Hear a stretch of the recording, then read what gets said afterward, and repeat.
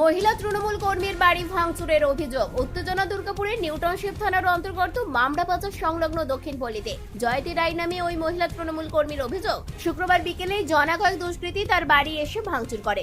এরা সবাই বিজেপির কর্মী বলেই দাবি জয়তী রায় নামে ওই মহিলা তৃণমূল কর্মীর। তৃণমূল করি তো ওই জন্য বিজেপির লোক এসে আমার ঘরে পুরো ভাঙচুর করেছে। কদিন ধরে ওরা টার্গেট নিচ্ছিল, কিন্তু আজকে একজনের আরেকজনের বাড়িতে হয়েছে। তারপরে সে আমাকে ফোন করলো, আমি তাহলে আমার ঘরে নিশ্চয়ই হবে। তারপর ওরা এদিকে যাচ্ছিল, আমি আর ছেলে ঘুমিয়েছিলাম। তারপরে দেখছি জানলাটা খুলে দেখি, তখন দেখি দাম করে একটা পুরো ইট ছুড়ল জানলাতে, বলছে ঘর থেকে বেরিয়ে আয়, কেমন লাগে দেখ। তারপরে আবার ওইদিকে দুটো আমার গেট আছে, জানলা আছে, ভেঙেছে। তারপরে এদিকে সেই জানলা ভেঙেছে, তারপর আবার এদিকে এসে ভেঙেছে। কারা ছিল তারা? ওই এক দুটো ছেলে ছিল আর একটা মহিলা ছিল, বিজেপি করে ওরা। চেনেন তাদের নাম? জানেন? হ্যাঁ। কি নাম তাদের? মেয়েটার নাম হলো আপনার পিঙ্কি কুন্ডু, আর হাজবেন্ডের নাম হলো বাবন কুন্ডু, আর একজন ভদ্রলোক ছিল, কিন্তু তাকে আমি চিনতে পারিনি, মুখটা বাঁধা ছিল। এরা কি বিজেপি করে? হ্যাঁ, ওরা বিজেপি। আর আপনারা? আমরা তৃণমূল করি।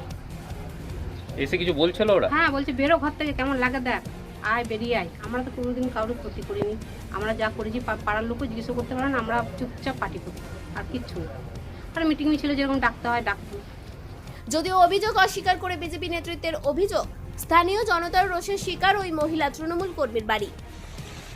ওখানে জয়ন্তী রায় বলে একজন মহিলা, মা মেয়ে থাকে। তারা দীর্ঘদিন ধরে মদ গাঁজা বাড়ির মধ্যে বিক্রি করছিল। এলাকাবাসীর মধ্যে ক্ষোভের সঞ্চার হয়েছিল এবং আমাদের ভারতীয় জনতা পার্টির পক্ষ থেকে যখন সেখানে যায় হাত জোর করে অনুরোধ করতে যে আপনাদের এলাকার মানুষ চাইছে না, এই ব্যবসা আপনারা বন্ধ করুন, তখন আমাদের কর্মীদের উপর ওরা চড়াও হয়, আমাদের কর্মীদের মারধর করে এবং পুলিশ যখন তুলে নিয়ে আসে তখন ক্ষিপ্ত জনতা ওখানে কিছু একটু আক্রমণ করেছে বলে এরকম আমার কাছে শুনেছি। ঘটনার জেরে টানটান উত্তেজনা দুর্গাপুরের মামরা বাজার এলাকার দক্ষিণ পল্লী এলাকায়। দুর্গাপুর থেকে অনুরাধা সেনগুপ্তর রিপোর্ট, খাঁটি খবর।